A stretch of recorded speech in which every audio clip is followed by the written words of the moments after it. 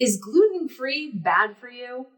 With all the hype around going gluten-free, you may have been finding yourself wondering, how do the alternatives measure up? If that sounds like you, then you are in the right place. I'm here to answer that question in today's video. Let's get started. Hi, I'm Dr. Kelly Shockley, Doctor of Cause Chiropractic, board certified in sports medicine and specialized in clinical nutrition. In this video, we're going to be discussing the little known reason why gluten-containing options are bad for you. And guess what? The gluten-free options are much worse.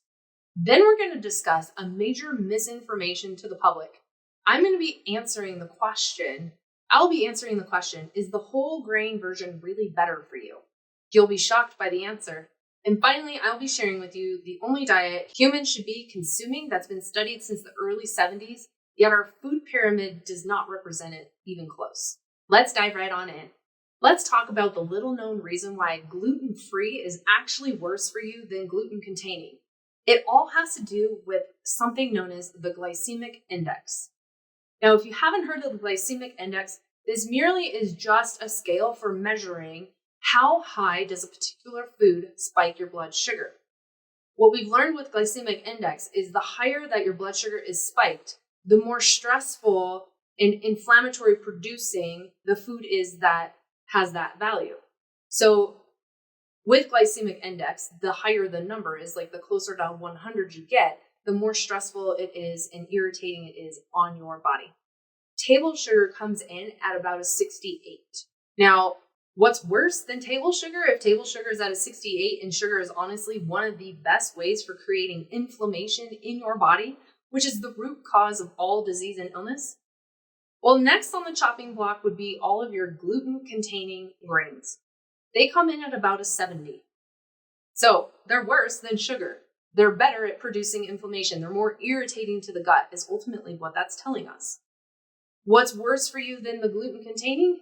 The gluten-free options. So like your rice, your potato starch, corn, they all have a glycemic value of around a 72 or even higher. So as far as is gluten-free bad for you, if you're purely just switching out gluten-containing grains for the gluten-free alternatives, and then you're eating maybe even more of them because it's like, well, it's gluten-free, so it's healthy for me, this is going to kick you in the rear. They're not actually healthier for you, okay? They're more stressful and create more inflammation in your body, which ultimately, again, is the underlying cause of all forms of disease and illness. Now, I'm curious, did you have any idea that these gluten-free alternatives were that stressful on your body, or that they were even worse for you than the gluten-containing options? Let me know what your thoughts are down in the comments below. Thank you. Now we need to answer that question. Is the whole grain version really better for you? It's what we've been conditioned to believe, right? And from a nutrient density standpoint, the answer is yes, compared to the refined version. However, I want to ask you a question before we get into the explanation here, okay? Which, now I've already kind of given you a little hint to the answer. I was listening to a lecture that Dr. David Perlmutter put on. I was there, and we were talking about the same concept. We put up a slide, and on the slide, your options for eating was a tablespoon of sugar, a piece of white bread, a piece of wheat bread, and a Snickers bar. And he asked, what is the healthiest option here? Like, what is the least stressful on the body? Comment your answer down below. I'm super curious to know what you think. And majority of us all are going to answer the same way. If we already know that from a glycemic index standpoint, that bread is more stressful than sugar, we know that the bread options are out, right? At least this is how my brain works. Candy, Snickers bar, that's sugar. How does that compare to the table sugar? Actually, out of all four of those, the Snickers bar was the best option. Not saying that eating candy is the best option. The reason being is because it had fats and proteins in it, which actually lower some of the glycemic index. Now, between the white bread and the wheat bread, what do you think is worse for you? Most people would say the white bread, because that's what we've been taught. And again, from the nutrient density standpoint, that is correct. Wheat bread, whole wheat bread, has not had all of the components stripped away from it in the refining process that contain all the nutrients. whereas the white bread has. But now we need to talk about something else known as glycemic load. So glycemic index is how high does the blood sugar get spiked after you consume a certain food. Glycemic load is how long does it stay spiked for. This is where whole grain versions are actually more detrimental for us. Yes, they may have the nutrients, but ultimately they take longer to digest and to process, so they are better at keeping the blood sugar level spiked high for longer.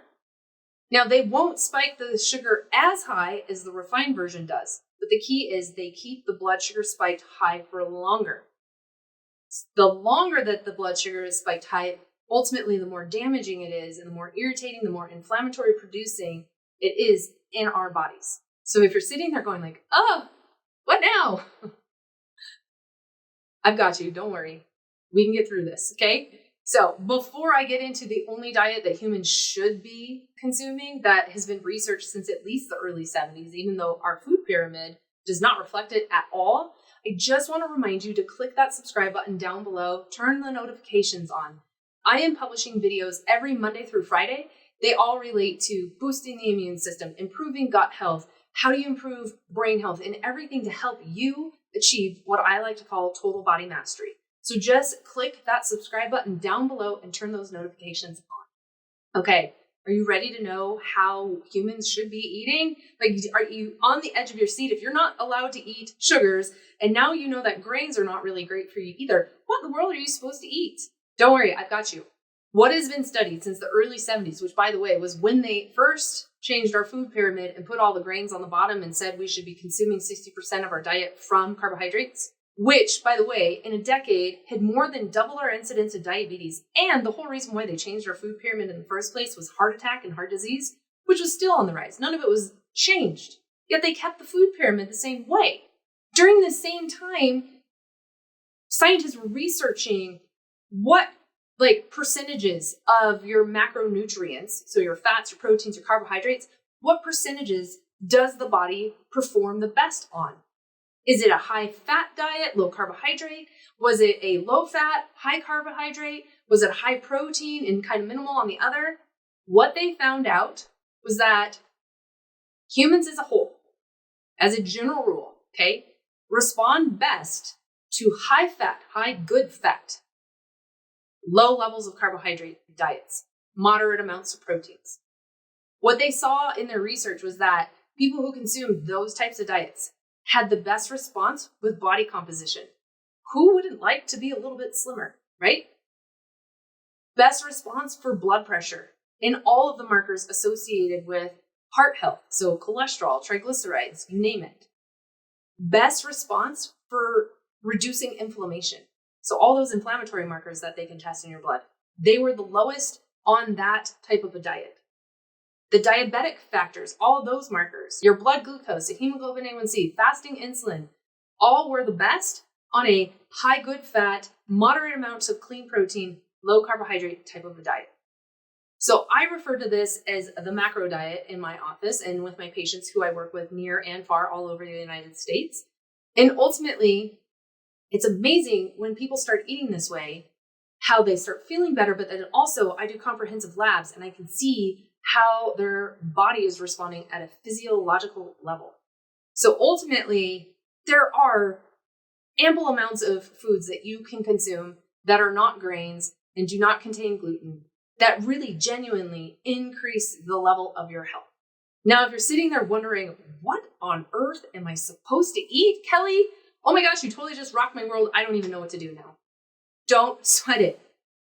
Look down in the description below this video. Click on it so it expands, okay?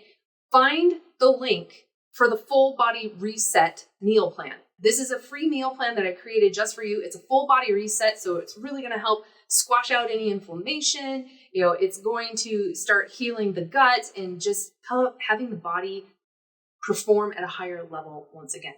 This meal plan is not crazy. You're not gonna have to cook every single day because let's face it, who has time for that? And even if you did, why would you want to live life in the kitchen? I mean, it's great there, but there is a lot to do in life. So when I created this meal plan, I created it in a way that allows you to have fresh, healthy foods without living life in the kitchen, which means it has Plandovers in it. Okay. Then I also have included your grocery list. That way you don't even have to think. You can just print it off and go, or pull it up on your phone and go. So there are no excuses. And then the recipes that are included in here are simple. Okay. They don't have a gazillion ingredients and they don't take forever for you to actually prepare. So find in the description below, click it so it expands, and then find the link for the full body reset meal plan and click it so you have immediate access to something that's going to help show you how you can eat without gluten or without the gluten-free. I appreciate you being here. Here's to being healthy, guys, and I'll see you on the next video. God bless.